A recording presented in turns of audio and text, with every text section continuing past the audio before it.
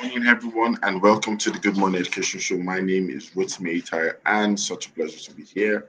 We're streaming from Lagos, Nigeria, to West Africa, to the entire world. This is the Good Morning Education Show, and we're here. We're thankful. We're back. We're live, and of course, we also thank God for life as well. It's been an interesting month. It's been an interesting period, and would like to appreciate everyone, especially you out there joining us this morning. We'd like to appreciate our tribe members. We'd like to appreciate everyone out there. If this is your first time of joining, please do let us know. Tell us your name, tell us where you're streaming from, and your location. And of course, if it's not your first time, of course, as a tribe member, please let us know, and we'll give a shout out to you. But for our first timers, we have a bell of blessing for you. And for those also who will be joining us, please feel free to ask your questions as we have the conversation on the show. Ask your questions, make your contributions, tell us anything that you feel that you know that might add flavor to the show today.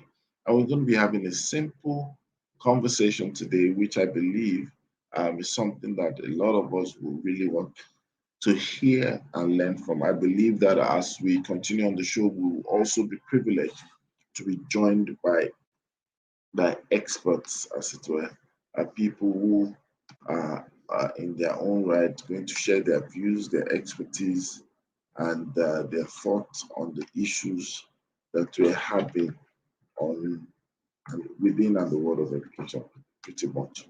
Um, and on that note, then we'll start the show and we'll have the conversation. And today we will be starting off with our headlines as usual, and then we'll take a step further um, to also analyze the headlines, and then we'll come back to the conversation of the show.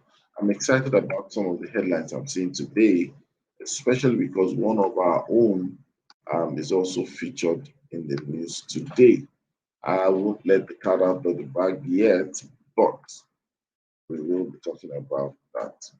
And I would like you to stay tuned and get set as we take the analysis on the show today. Remember, this is the Good Morning Education Show, and I'd like to say, don't go away. We'll go for a short break, a very short break. Don't go away. We will be right back.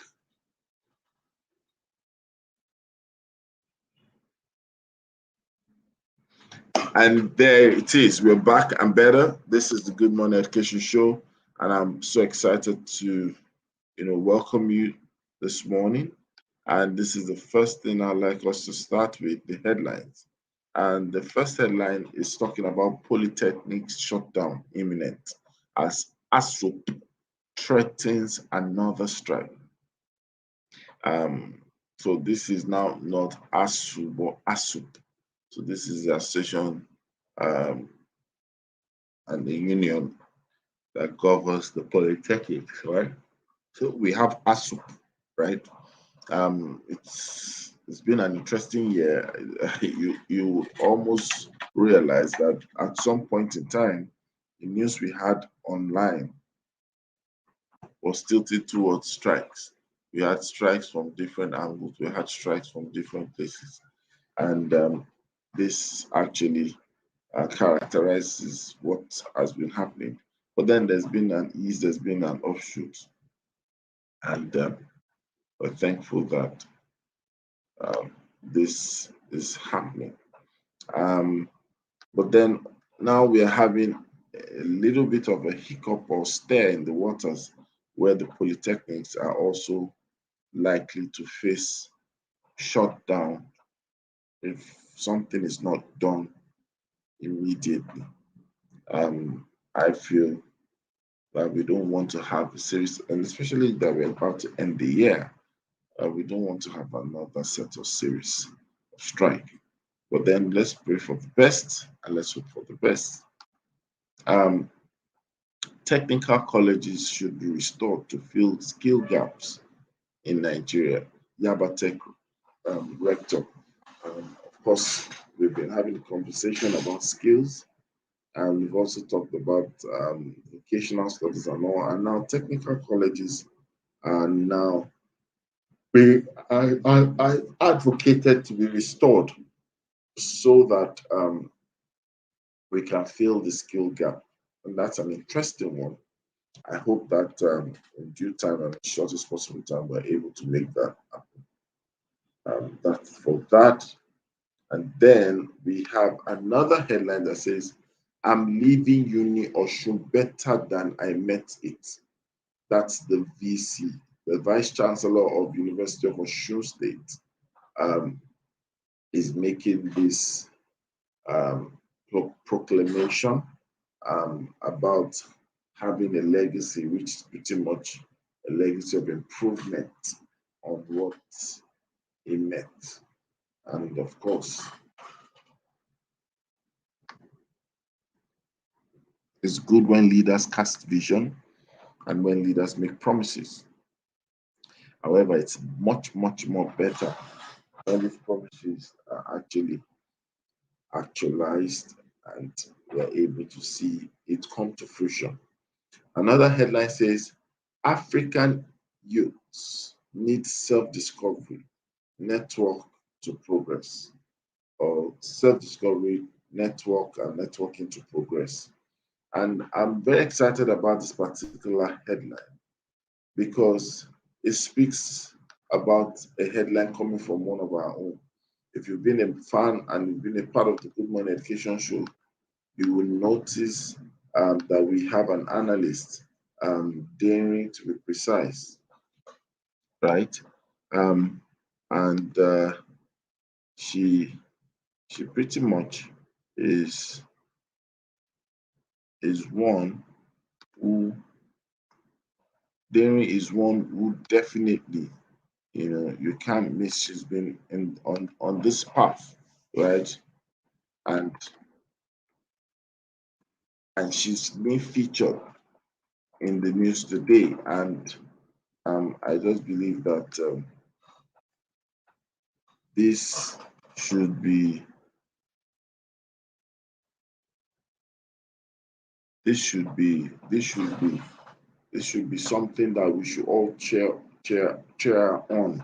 You know, I'm excited about that. I'm excited for her, and we wish her the best. We stand by her, on this. So congratulations, Aderisola. If you can hear us, we are rooting for you, and we know that you're going to help. A lot of people.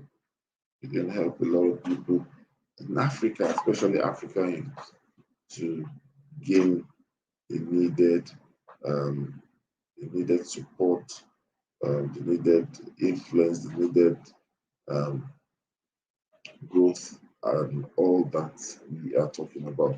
So, congratulations, Daring, and we wish you all the best in your projects as you continue.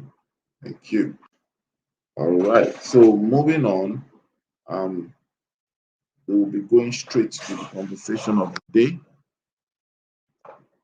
Um, and the conversation of the day is on let's talk about child support. Let's talk about child support. Let's talk about child support. Um, that's very important. Let's talk about child support. I'm sure people out there have different views or interpretation of what they understand by child support. And this morning we will be, you know, practically looking at this, in real sense of it. What exactly is child support? We want to find out. How does it work? How does it outplay? How does it affect us? As individuals, as experts. You know, So all these things matter a lot. All these things matter a lot. So I'm going to start by saying that because of the kind of topic we're having today, I would like us not to be stereotyping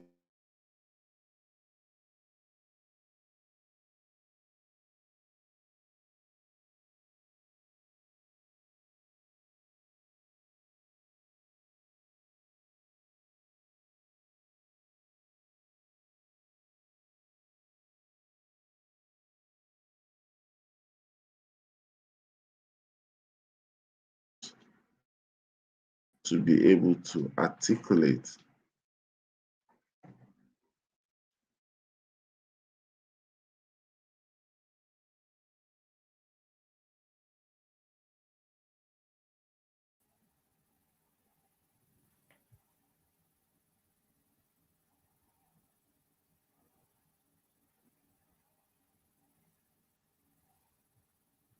Hello, how are you? Good morning, Sarah. Good morning. I am well. How are you doing? Good to be back. Missed y'all. Once, can you hear me now? I can hear you. Can you hear Okay, me? yes, I can hear you. Oh, Hello, how good to see you, Bella good to Blessing. see you too. It's been a while. Wow, wow, wow, wow, wow, wow. Fantastic. Right there in the building. Make some noise, everyone. So glad to be back. I've missed you guys so Yeah. much. I was in the middle of a transition, moving countries for a little bit. So how's it been? Glad it's good.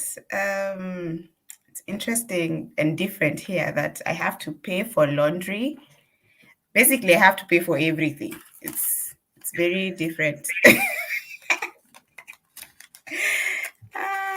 They That's want right. money for everything, so that's a bit different. But it's exciting. It's an But you, exciting new journey being back in school as a student. Education. so we have an interesting topic today, Mhm. and I'd like us to go straight into the conversation. The topic is about child support. Let's Okay. talk about child support. I'm sure you've heard of that, and there are different angles to it. So we're going to try to swing to different angles. So, what is child support to a layman out there? Is that a question for me? Yes. What is child support? Like, are we talking about child support like as child support, the way people understand it? Okay. So child support is, I mean, the support that is given to a child by their parents. By virtue of bringing them into this world, you have a responsibility for them because they didn't ask to come here. So, you know, we have responsibility for them as parents. Parents have responsibility for their children.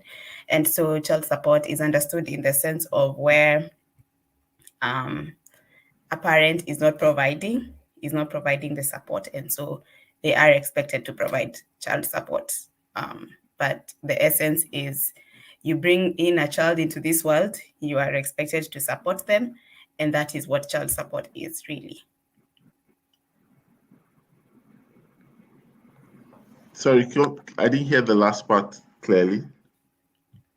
Oh, I don't know from where, but I said that child support is basically the support that parents who have brought their children into this world give their children. So the support is in terms of um, ensuring that the needs of these children are met. So the child needs a place to live, they need food, medication, education. So all the bills involving that child are the responsibility of the parent. And child support is when we use it, we usually use it mostly when we're talking about people who have neglected that responsibility. And so they are being, it's being demanded of them that they support the children that they have sired. Thank you so much. That's a brilliant introduction. Um,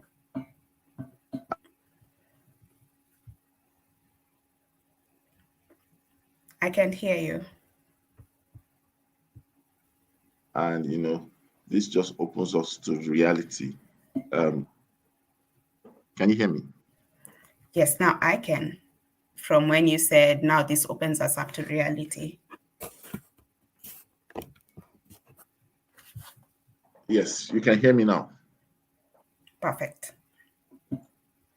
All right. So, talking about child support, the way you were able to capture the introduction is very important. A lot of people need to understand that a key aspect of it is that child support is an obligation, it's mandatory, and another factor is that a lot of people need to understand that it's ongoing, it's periodic in nature, so it's something that must, as long as a child by legal age in most countries, take for example in Nigeria, you're a child until you turn 18.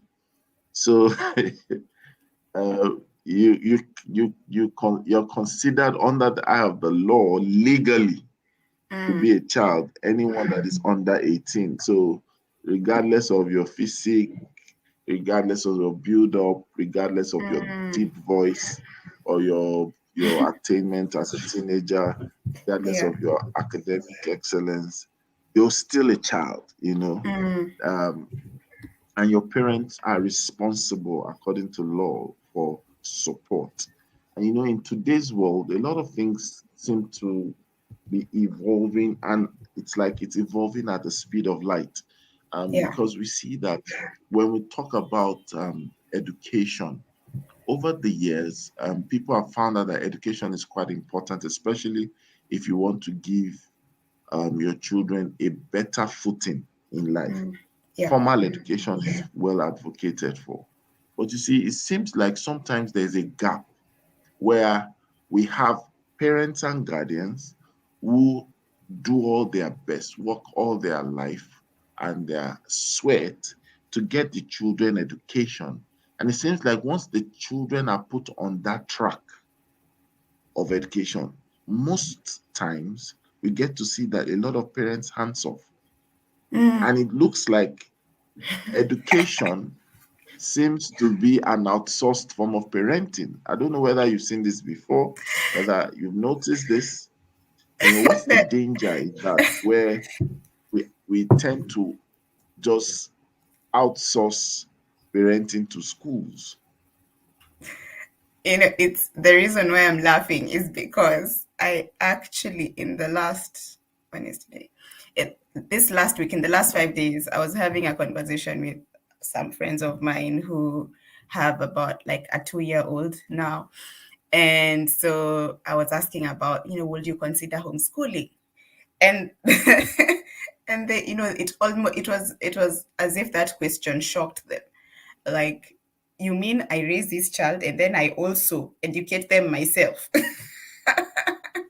And so it was very clear that the responsibility of educating this child is going to be, how it's the people, how there's a saying that goes like, the child is raised by the community or something like that. So that was part of it. They were like, this child has to be raised by more people, and so we have to share this work. But at least for them, they're willing. They understand that, it's they're not outsourcing, in the sense of like hands off. It's just that there needs to be support from people who are experts in this field, just supporting each other on this journey. And just around the same subject, in Kenya, so we have a new education system. It's called the competence-based system. So it's moved. We're moving from the system that's been there for about 20, 25 years, and now we are going into a new system. And this new system is more like, it's more hands-on. It expects the parent to be more present, which has been a bit of trouble because there are all these memes on Twitter, Kenyans on Twitter, about the education system now requiring the parents to study. It's as if the parents are back to school. And so let's talk about the teacher is giving me homework because they have to help their children with homework. So the system before was more hands off, and as far as parents were concerned, so it was the responsibility of the child to and the teacher to figure out everything. This one is more, so you'll find the child's journal is written what the parent also needs to help the child to do. And that's unusual, that's unexpected, and so it's like a paradigm shift that needs to happen even in the minds of parents, just as far as their role in supporting their children in education, not just in paying school fees, but even in the actual process of learning. Fantastic. That's very, very interesting. I like the fact that you mentioned community. Can you hear me? You mentioned community, community effort or community parenting, as some would like to call it. The challenge is that as much as we say the world is getting to become a global village, right? As small as the world is becoming, seems like we are also getting to be less social in our learnings, and that social construct seems to be missing. Especially look at Africa. One of the things that we are known for, if you ever remember the definition in economics about human beings being social beings, right? I think one of those things that characterize that definition is Africans. Our connect is second to none. Some people have to go to finishing school to learn what we naturally do by connecting. I don't know, you understand? That's the truth, I've not met you in person, but you're almost like a best friend to me. We are from different parts of the world and we're connected. And just like you're speaking now, guess what? Alera is connecting with us also in the UK. Hey. You guys need to connect. Alera. Hi. Welcome. Alera needs a cup of coffee, definitely. Needs that grandma's cup of coffee, not the regular cup, grandma style, Oh goodness. Alera, I've missed you. How are you? I'm good. I've missed you guys too. Missed you too. Good to be on. That voice, just signatures. So we're talking about child support. Support. I know Alera has a lot to say on this anyway. She's in the land of child support. Oh, wonderful. Child support. Okay. In which respect? So I just joined in.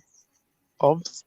In all respect, I know most people when they hear child support, it pretty much is talking about maybe there's a couple who's divorced, and then the responsibility of the parties who takes care of the child, how they make sure that they provide for the child and all that.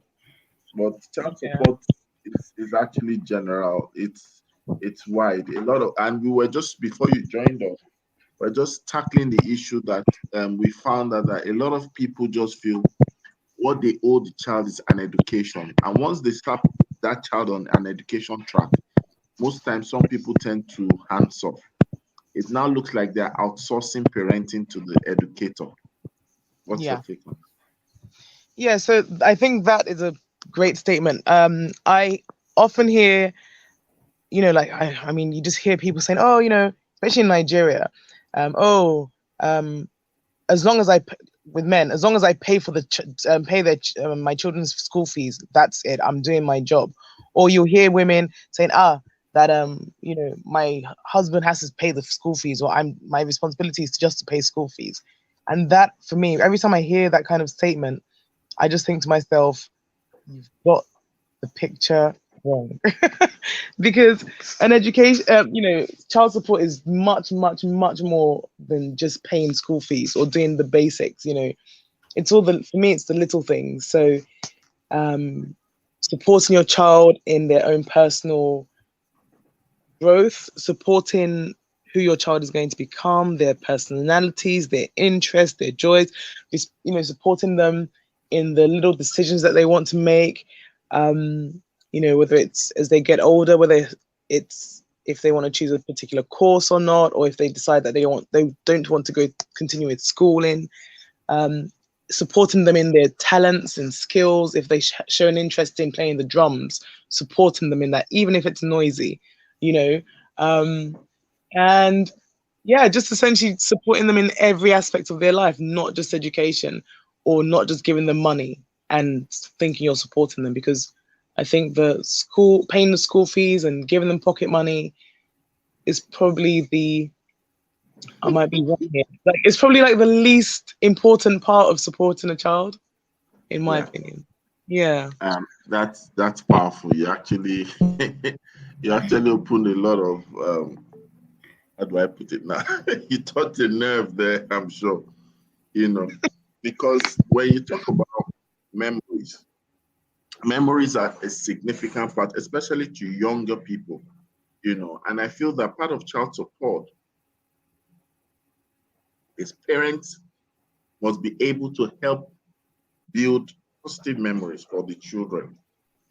Positive memories in the sense that, when you think about your childhood, the things that you have left, it's the memories. And a lot of times, we sometimes hear about absence of parents in such memories. So people remember their toys, but they don't remember their parents. They remember their bed or bed space. They don't remember the conversation of their parents. Yes, we all pray sometimes to God for long life, but we've heard people lose their parents before they became adults. Some people lost their parents before they became teenagers. And so what happens is that the lesser the deposits of memories, sometimes some people just say, you know what, I can't recall. I don't think I recall anything about XYZ. I don't recall anything about my mom. I don't recall anything about my dad. And I think that there's a lot of support, just like Alero perfectly said. Pocket money does not give the guarantee or rights for it to replace memories. I think in some cases, people would prefer, as we grow older, there are times that we evaluate things. Then you just realize that, you know what? Some people would have given the pocket money for the memories. They would have given it up. They would have wanted something much more, something much deeper. Do you agree, Waithera? What's your thoughts on that? I totally agree that the intangible is more valuable than even what is tangible. Even in terms of I don't know how to say this without sounding some type of way, but how we parents, work long hours, hardly home, just to ensure that, they're living in a place that, they like, the place of their dreams. Their children can go to the really good schools, while neglecting is like a strong word, but while not being engaged, while not engaging with their children, while not spending time with their children. So they get home when their children are asleep. They leave before their children are up. And so I think the children would rather, more time with their parents. And I think that's, as you said, as both of you said, it's something that one realizes later, that or you'll hear people say, I wish my parent was more present, rather than all the things that they give me, because the unseen is eternal, really. The unseen is eternal. Yeah. Thank you so much. And especially with this COVID era, especially the lockdown period, you notice that there was a lot of outcry about mental health. We just celebrated World Mental Health Day and all the likes. There was this outcry that, we have people talking about mental health issues and concerns. Children needed a lot of psychosocial support. A lot of them, especially because of how they are being raised, especially Generation Z, Some of them are so used to things being done. There are less restrictions to how they you want excitement, a push of a button. The excitement doesn't build up. It's there, bam, in your face. The kind of cartoons don't build storylines that are long before you reason to now say, oh my God. It's in the immediate minutes you start. It's always high energy, high octane level. We were taught to wait for it. It's coming, wait for it, and then wow, and then everybody claps. If you're not clapping in the first minute in this generation, you're in the locked in. So I would like to ask, I'd like to probably ask Alera that question. So in child support, speaking about the psychosocial side of it, the mental health development side of it, how can we, and when we talk about it this time around, all the stakeholders involved, how can we push towards development in that aspect? How can we contribute to supporting the child? Okay, so I kind of always go back to this, and when we think of Gen Z, I literally think of technology. I have two siblings who they will walk around saying, "I'm Gen Z, I'm Gen Z, I'm Gen Z, I'm Gen Z," and it's annoying. But they, one thing that I kind of get with them is that everything, like, Coach Rose is correct. Everything has to be fast, now, and they're lazy and they don't want to do anything.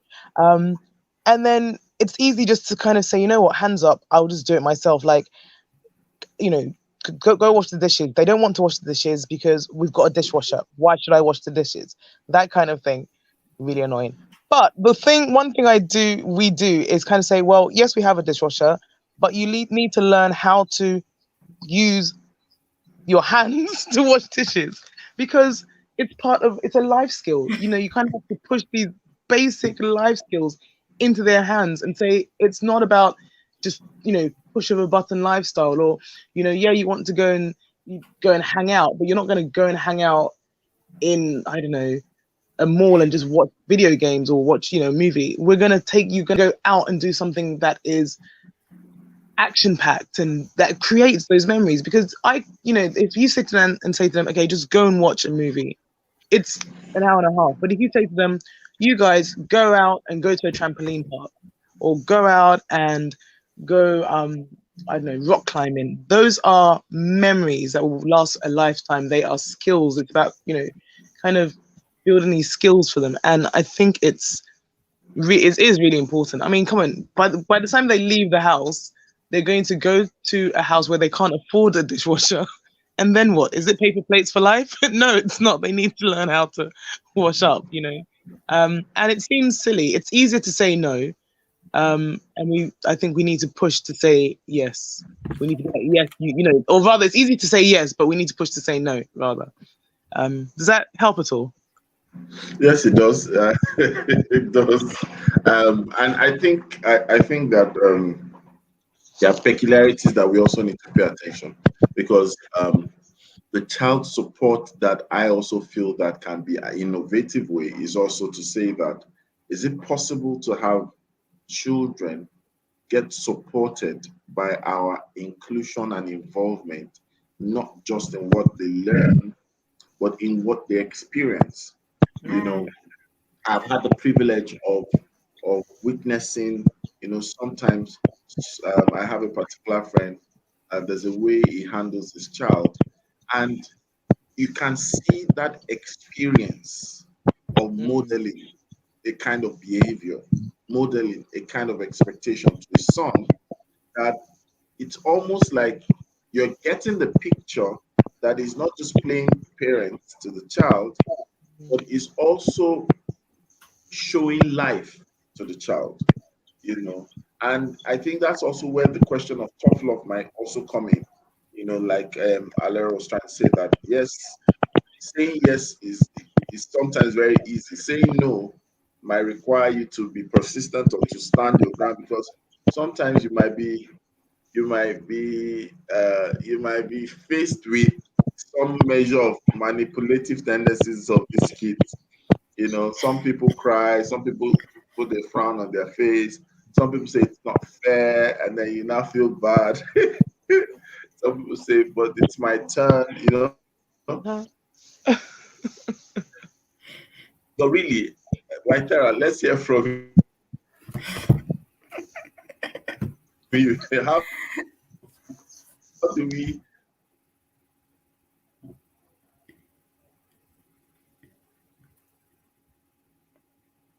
I have lost you. try as much as possible to go? Can you hear me now? Yeah.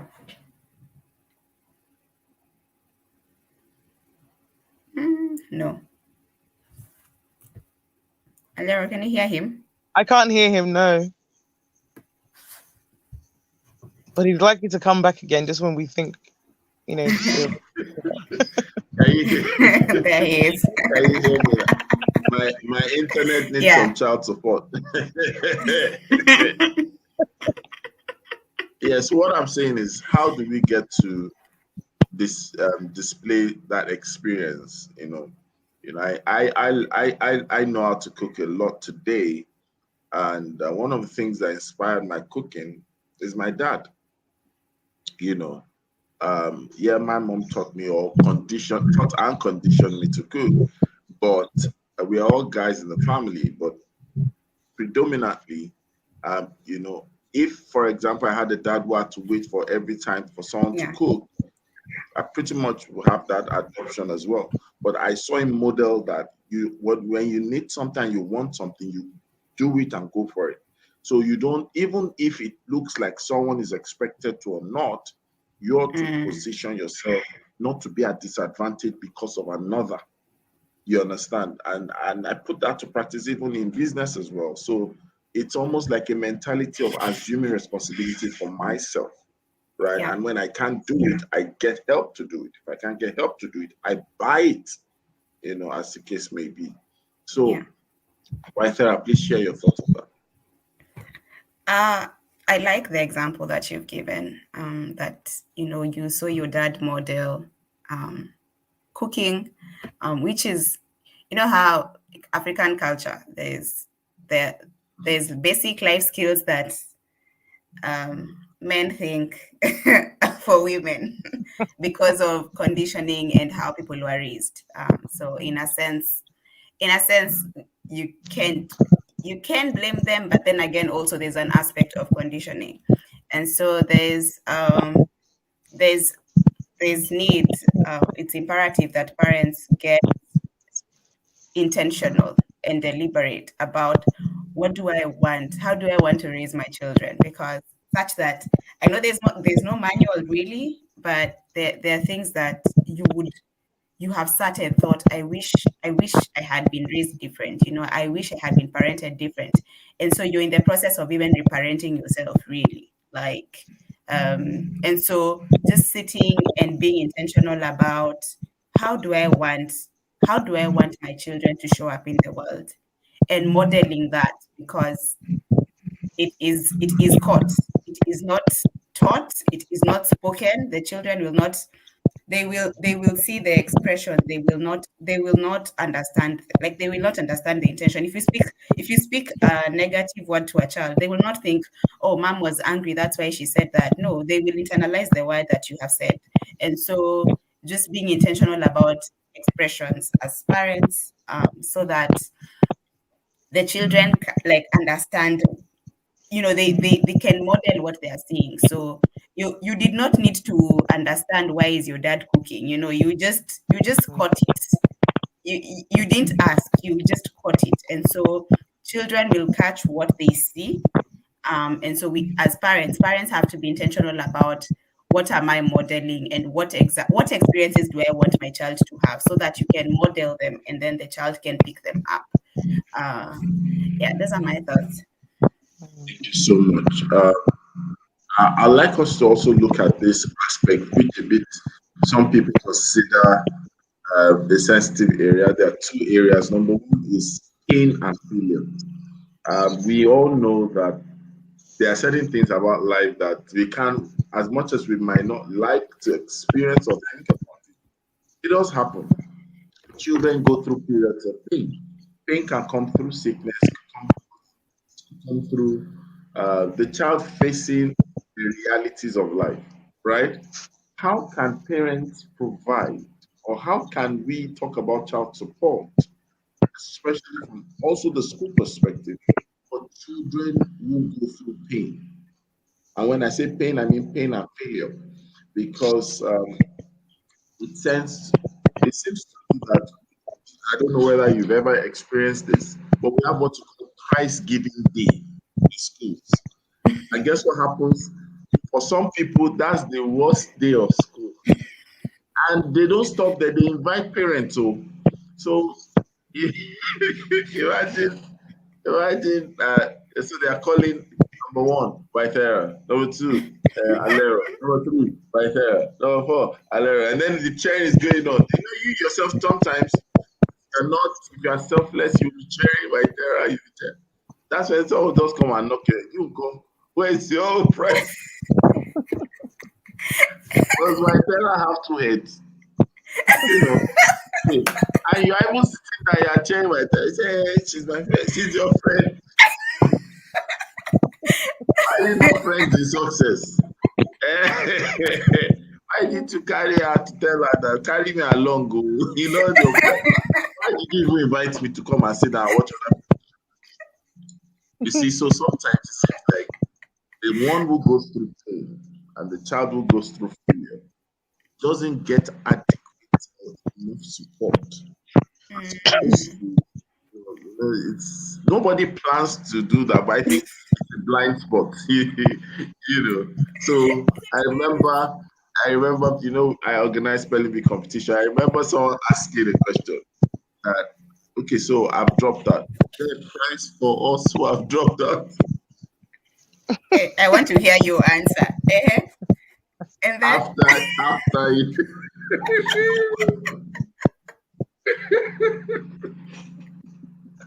Yes.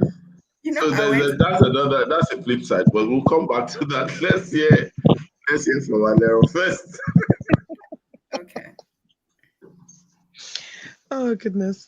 Pain and failure, right? Okay, so this is quite tricky, but I think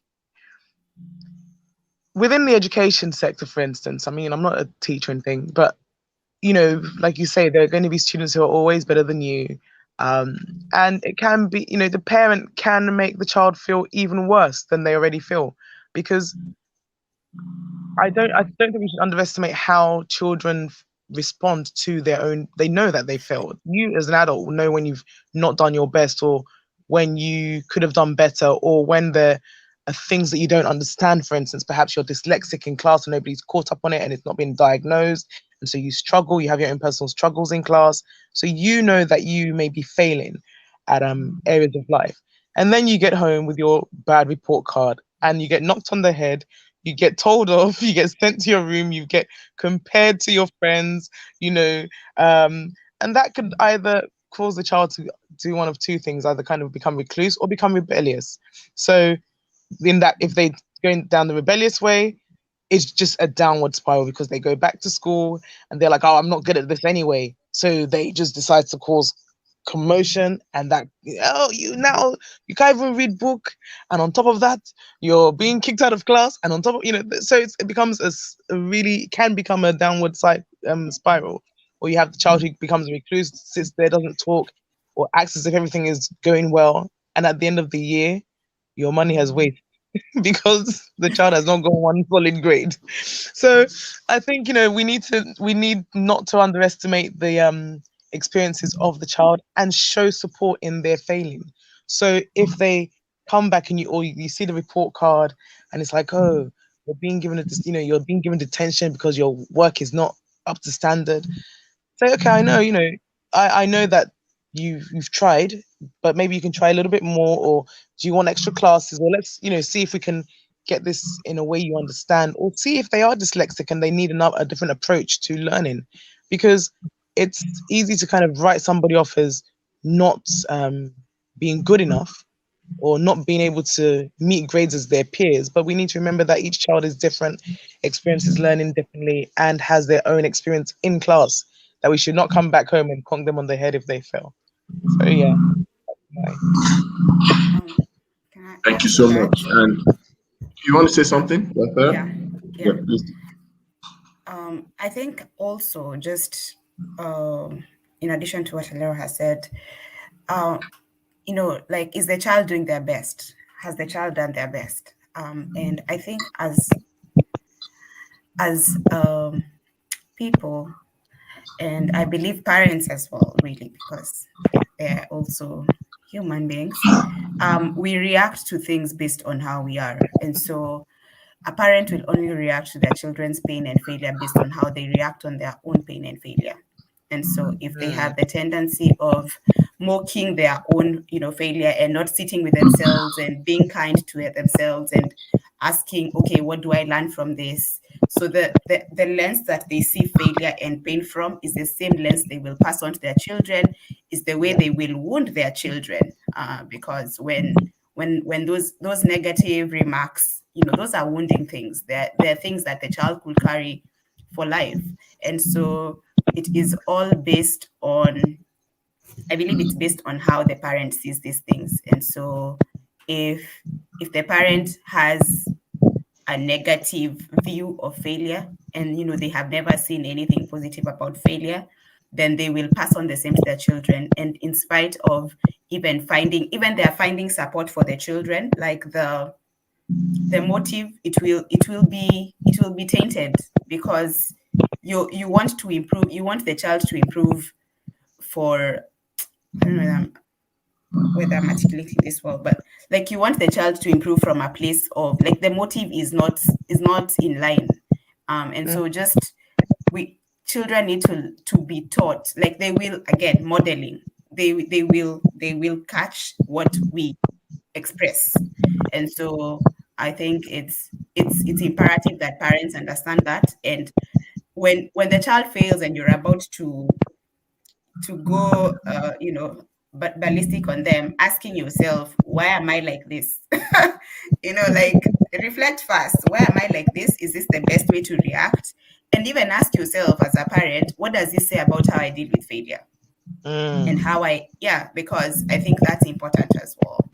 And then a funny story, when you're talking about prize giving, I was in a school where they would reward the best, and then they would reward the worst too, but with a black wooden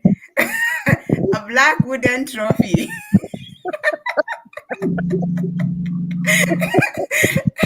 And so if your teacher, if your class was last and your teacher received that trophy, and then when the trophy, during prize giving, there would be music. So when you're receiving the top prizes, there's really good music. And then when you're receiving the black wooden trophy, there is really horrible music. So the teacher who receives that trophy, the beating you will receive as a class because of the embarrassment you have put the teacher through. That was something. So Wow. anyway. So Wow. If that happens in Nigeria, the teacher, what will just happen is most teachers will be looking for jobs at prize giving day period. So you won't even know they've resigned. So,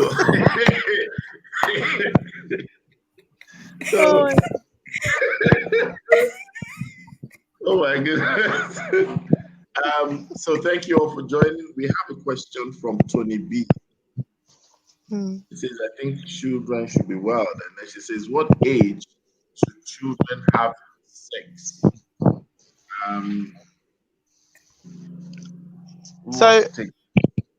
So I think the fact that we've got children and sex in the same sentence, for me, automatically neutralizes the question, because I don't think children should be having sex. Of course, like, young people they have peaked interest, like at 14, 15, 16 perhaps. They have boyfriends, or they like boys who don't like them back but really like them back, that kind of thing. And after, so it's not to kind of cut it off, because when you cut off their interest, I feel that's when they, again, this rebellious thing of like, well, I'm going to do it anyway. I think it should be a case of, if you notice that your son or daughter has suddenly, taken an interest in the opposite sex, you should encourage them to be open with you. I think it's hard. It could be hard. But if your child is more open with you, you see what they're doing, and you support them through that tricky stage, I think they will not be having sex as children, if that makes sense. They will make the decisions that they need to make at the right time because they know that they have a support at home. Thank you so much. I'd like to add to that. Sometimes we have to look at things from many perspectives. And when we look at it, we need to look at it from the law perspective. We need to look at it from the moral perspective. We need to look at it from the intent perspective. We need to look at it from the outcome perspective. Now, by law, in most countries, you are a child until you're 18. So children are not to have sex. That's by law. Then the moral perspective also reinforces it. You know that by morals, there are certain things that you might like, but doesn't make it right, right? By moral standards, you also need to realize, and in some cases, you might even be 18, and by moral standards, to a large extent, you begin to find out that even though you've come of age of certain things, your morality might also be another benchmark of what you do and what you don't do. Then there is the intent. And the intent says, so what's the purpose behind that action? No matter whether you are eligible for it, whether you have interest for it or not, what's the intent? So a lot of times we find out that people engage in things that are on a casual intent, on an experimental intent. And as such, people end up with more disappointment, more sorrows, more disappointment. Why? Because it's not just the action that was justified by age and law and interest, but the intent began to give meaning to it. That's why a lot of people say, oh, I was used. The reason you use the word used is because you feel that the intent of the extremity of what you did was not valued eventually. It was just there. And so a lot of people need to ask questions. Is this morally right? Is this legally right? Does this fulfill value to me via intent, right? And then, of course, you look at the outcome you want for yourself. A lot of people are driven differently. A lot of people are positioned differently. And so when you look at yourself, you look at your background, you look at so many things, you might need to look at the kind of future you want for yourself before you engage in anything. Sex is just an aspect, And then that's why we normally tell people that sexuality education, right, will help people comprehend sex education. Most times people dwell on sex education and not prepare children on their sexuality. Now, when you do sexuality education from very little, maybe from 18 months or less, you find out that the child understands his person, understands his or her sexuality, and can help the child interpret instructions about sex education. But if you don't have understanding of your sexuality, it also makes it weak for you to master and manage the circumstances around sex. So I hope that, thank you so much for that question. So let's move on, moving on. And this is going to be our last, well, I won't call it a question. Let's just say parting shot. So I would like to start with Waithera. Let's hear your last words, your parting shots on the conversation today. And of course, let's hear from Alera as well. So, and you guys should connect. You guys are both in the UK, I believe. So you guys should connect. Waithera and Alera. Well, I'll be glad to. I'll reach out to you for how to reach her if she's game. Awesome. All right. So my parting shot on this subject of child support is children need to be supported. Children did not ask to be here. So best give them the support they need, emotionally, physically, spiritually, like all round. And as parents, it is imperative as well to examine ourselves, to intentionally determine what kind of experiences do I want my child to experience and to model them, because children, they catch things, they're not taught things, they catch things. Thank you. Alera, over to you. Yeah, well, Sarah just said it. I mean, I love that statement of children catch things; they're not taught things. And it's true. So based on that, we need to just throw all kinds of support at them, and they will catch the parts that they need, the ones that they need. Yeah, and just don't forget that you too were a child. So if Mm. you, if you realize that there were areas in your life that you weren't supported in growing up, that could have been beneficial, try and kind of give that support to the children around you. And that's not just your own personal children, it's children in schools. If you see, if you notice that a child may not be being supported in one realm by their immediate carers, then if the opportunity arises, you can throw that support to them. So yeah, throw support at them in all ways possible. Thank you so much, and thank you to everyone who's joined us today on the show. It's been an interesting one. We have to wrap up right now. I'm afraid we can't take more questions. But then please do understand on the issue of child support, it's very important because it can affect and also condition their overall outcome in life. Children who have been able to receive immense support in terms of emotional, psychological, and all that have always tend to be stronger and able to go through life easier than people who lack support. And so I believe that, I believe that we won't have. Why are you laughing, my there? I lost my line of thought just now because you were laughing. Anyway, but what we're trying to say is this: uh, support is important. Go out there, be the support to that child. If you're an educator, provide the best support. If you're at school, provide the best support. If you are a parent, provide the best support. And the good thing about this is, as we wrap up, that there's help out there.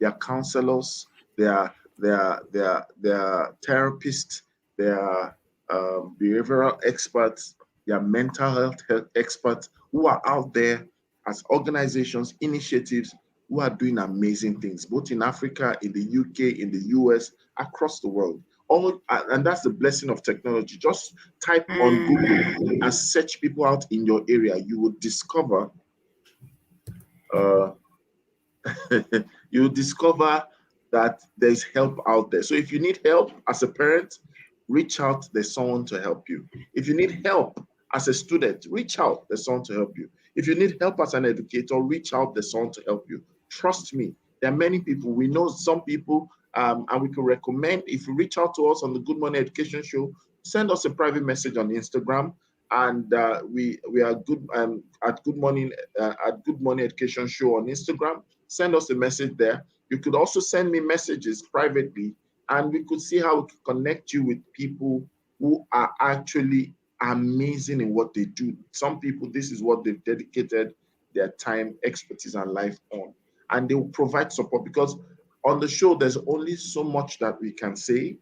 And also, there's a restriction to what we can also say as offering counsel.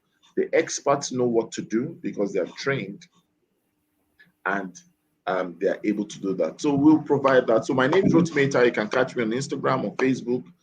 You can catch me on LinkedIn. And of course, Waithera is also on Instagram. And Alera, amazing Alera is on Instagram. Alera, I'm really missing you. I don't know why. So come back to Nigeria. Bring back Alera. Bring back Alera. All right. So thank you so much, everyone. Thank you. We'll be here tomorrow. The Good Morning Education Show takes place Mondays to Sundays. On Mondays to Fridays, it's 8 a.m. to 9 a.m. On Saturday, we have the weekend special. It's 9 a.m. to 10 a.m. On Sunday, the weekend special continues, but it's at 5 p.m. to 6 p.m. Thank you so much, everyone. And see you shortly. See you tomorrow. So on that note, we will say our parting words, which is at the count of 2, 1, 2, go.